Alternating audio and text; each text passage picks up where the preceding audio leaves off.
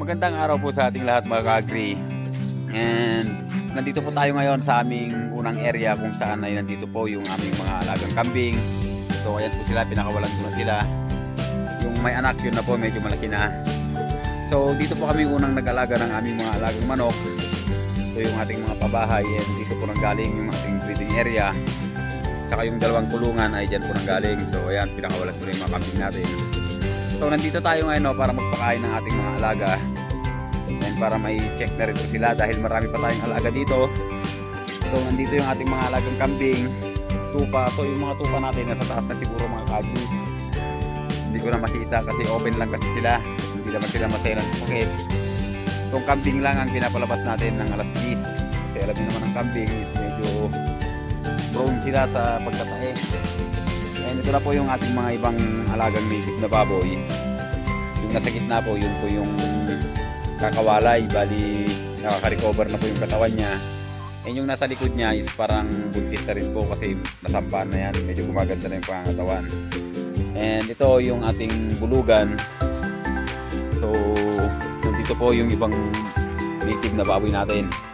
And yung mga biik is nilipat natin dito. Kaya lang bigla silang namayat mga kagri. Siguro na-stress sila nung nilipat natin sila dahil nga hinahabol-habol natin sila sa kulungan at medyo may pagkamailap, kaya siguro na-stress sila mga kagri, biglang bumagsak yung kanilang pangangatawan. Ngayon, yung makukulit talaga itong mga kambing natin, marunong talagang maghanap ng lusutan, pero pabayaan na lang natin dahil nga sa sarado naman yung ating mga pintuan dito, hindi sila makakalabas. Marami pa tayo dito mga alagang manok. So ayan, yung iba nandyan lang sa galaan. So ayan, malaki na yung anak ng kambing natin. Babae rin po yung anak ng kambing natin. So swerte. And ang ano po niyan, pinaano po natin sa back na Anglo-Nobian. Kaya tingnan niyo yung tenga niya, medyo iba na. And malaki siya mga kagri. Medyo mahaba yung kanyang tenga.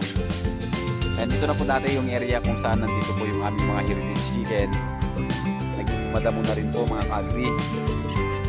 So nung nakaraan is pinalinis natin itong bandang daanan lang hanggang dun sa dulo. Pero binabalak natin is ipapalinis natin itong mismong pastulan ng ating mga kambing at tupa para naman yung mga damo na hindi kinakain ng kambing ay mawala at papalitan ng ibang damo. So hindi natin alam kung anong gagamitin natin, baka gumamit tayo ng gamot para sa damo or ipag-grass cutter na lang siguro natin. So ayan pa po yung mga natitirang manok natin dito, may karamihan pa. And yung mga breeders natin ng mga Muscovy ducks is nandito pa rin po sila sa dati nilang pwesto. So ayun po yung iba, yung iba, and yung iba is nandito mga ka-agri. So pumunta tayo ngayon dito para magpakain mga ka-agri. Galing na po tayo kanina sa likod dun sa ating bagong area. Nakapagpakain na rin po tayo ng ating alaga doon. So hindi tayo makapag-video doon dahil nga sa nandun na naman po yung mga gumagawa and nagsa-sound trip na naman po sila. Ayaw naman natin na madali tayo ng community guidelines, kaya hindi na tayo nag-video doon.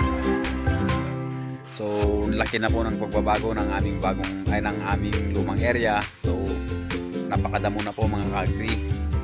Hindi po gaya ng nandito tayo nakapokus is kahit paano nami-maintain natin yung tubo ng damo dahil nag-grass cutter tayo dito noon, naglilinis-linis. So sa ngayon is talagang naging ano na siya, naging damuhan na. So ayan yung kubo natin, dyan pa rin. So nakakamiss din yung lugar na to mga ka-agri, pero kailangan ilipat na natin yung ating mga alaga dahan-dahan at makapag-focus tayo dun sa kabila. So itong mga tanim natin dito is i-maintain na lang natin siguro sa mga or yung kalinisan dito sa farm para makalaki naman yung ating mga tanim.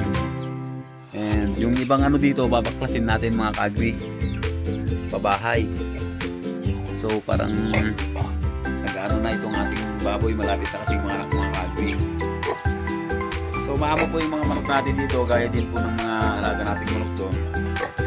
gaya po nito. So ito pinapalaki na lang natin para pasentensyahan na. So ngayon na po yung sitwasyon ngayon dito sa aming mga ka-agri, dito sa aming lumang area or dating area.